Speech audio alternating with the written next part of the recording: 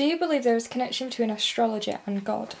It's a very interesting question. You see, as a member of the Southern Hemispherical chapter of the National Society for Cryptozoology, I've experienced much interrelations between the ancient cultures and the newer cultures, the modern cultures, if you would like to say, and if you would like to use that word.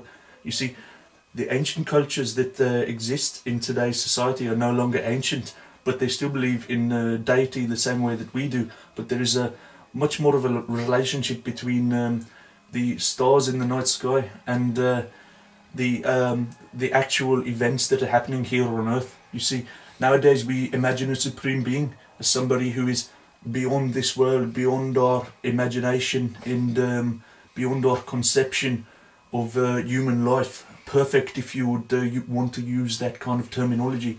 But the ancient and primitive cultures that I meet on a day-to-day basis in South Africa, you know, they will connect God in a kind of, you know, a physical way that we can have a real intimate relationship. In this way they can use the stars and anthropomorphize them so that we gain a connection between the way the stars form these creatures in the sky and the way that these creatures affect our daily habits and lifestyles. Like, for example, there is a constellation very, very unknown, and it is called the West Indian shrimp, and it is very strange because in ancient times, and this was passed down from generation to generation, there was no such thing as a West Indian shrimp.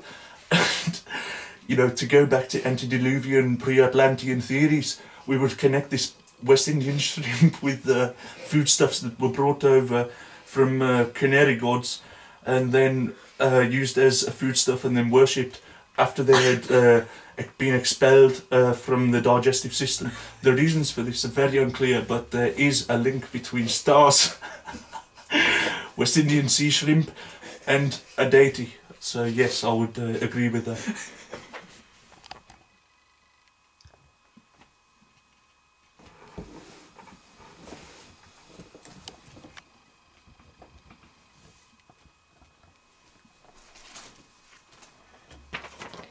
Was this specimen sent to us?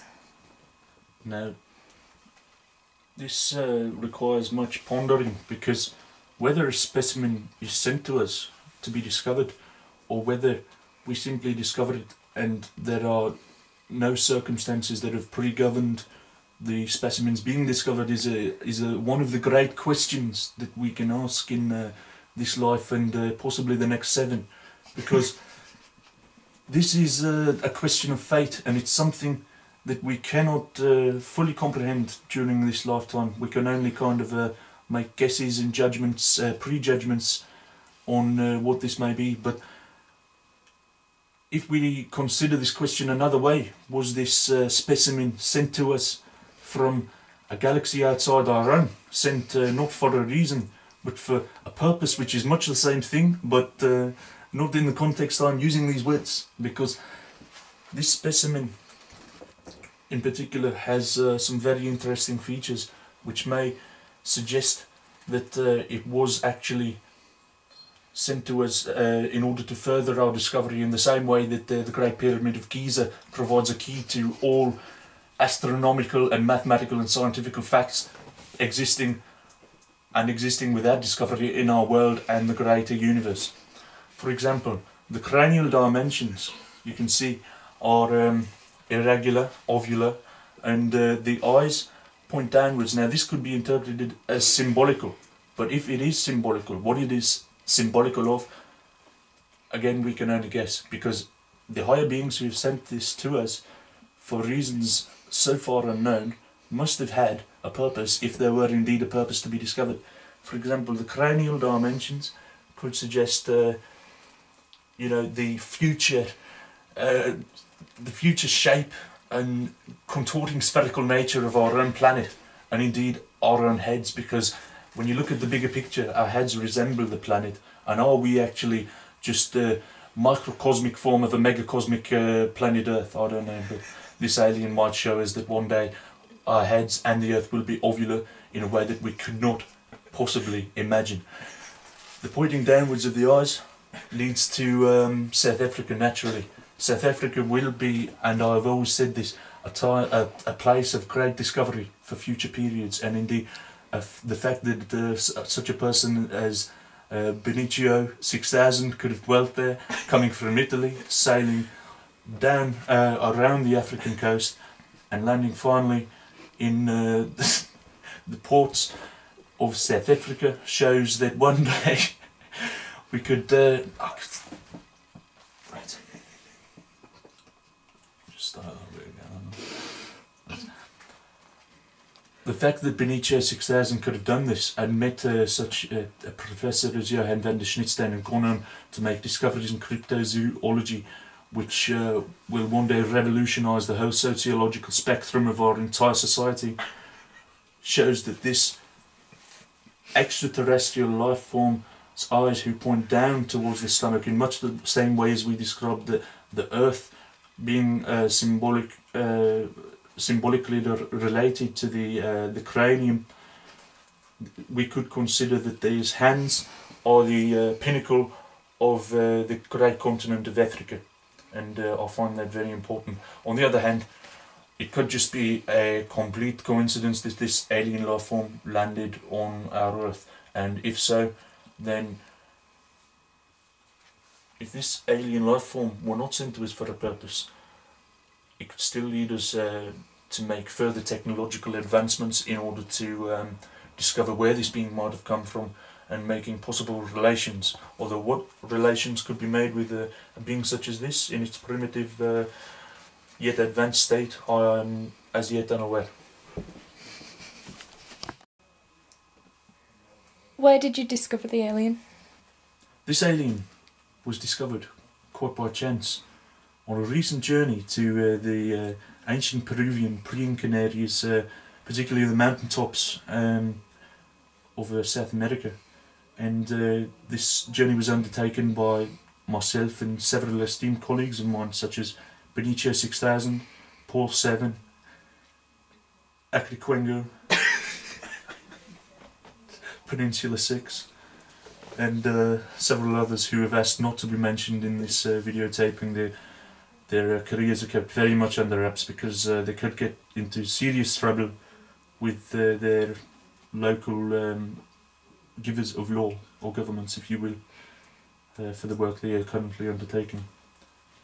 But it was a chance find, and we are glad that we found it, because it has increased our understanding of these creatures tenfold and has opened our eyes to some possibilities that were heretofore unexplained, but maybe explained through the finding of this creature.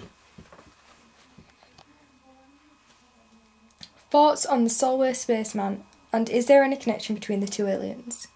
The Solway spaceman and the alien my colleagues and I discovered on the Peruvian mountains are very dissimilar, and this is a question which is often asked when considering extraterrestrial life forms. Or is there a link? And I think it needs to be remembered that there are so many not only worlds which could host life outside our own, but also galaxies, and the technological advancements which these specimens could have manifested and used to travel these vast distances show by no means that they should be the same life forms. You see, what is very interesting about this specimen is, as I have not previously gone into this, but he has a very juvenile characteristics, even though it is possibly a specimen of adolescent age. What an adolescent age means for an extraterrestrial life form could be anything between 600 to 2000 years, and even minus 700 years. We cannot properly estimate the age of an adolescent life form.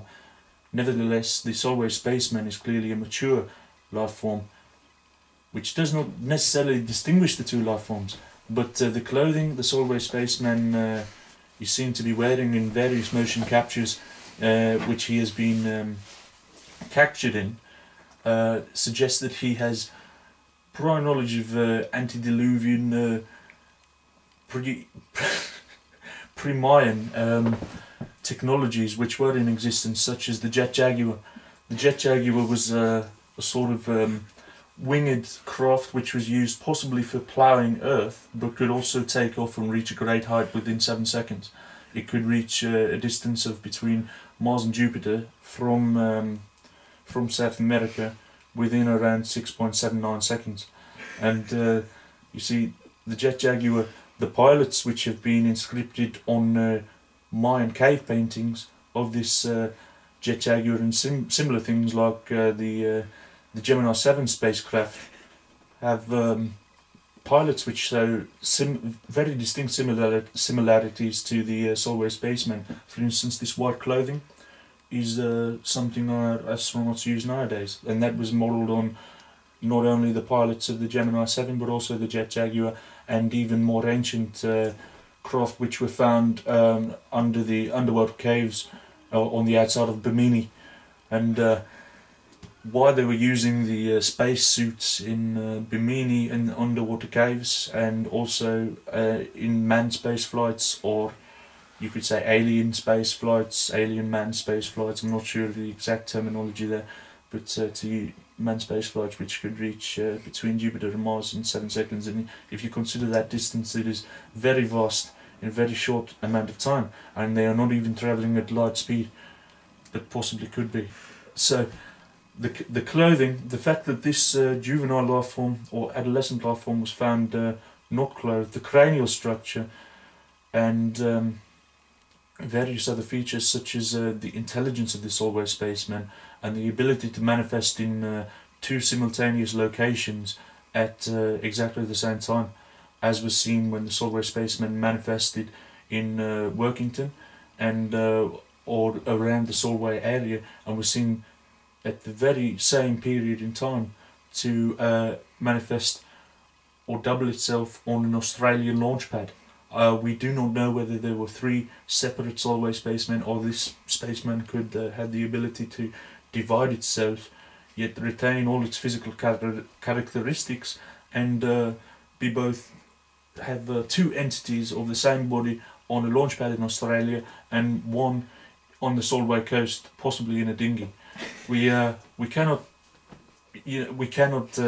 estimate how many times the Solway spaceman could have copied and divided itself, much like a cell, and dissipated its own material entity and possibly spiritual and cellular entity around the whole world, universe and beyond. And if so, what power do these creatures possess? This creature here, this specimen we have discovered recently, we do not know the capabilities that it could possess, but we think that for it to be found in such a state, it must have either been in great pain or unable to manifest itself and that save itself in the same manner as Solway spacemen.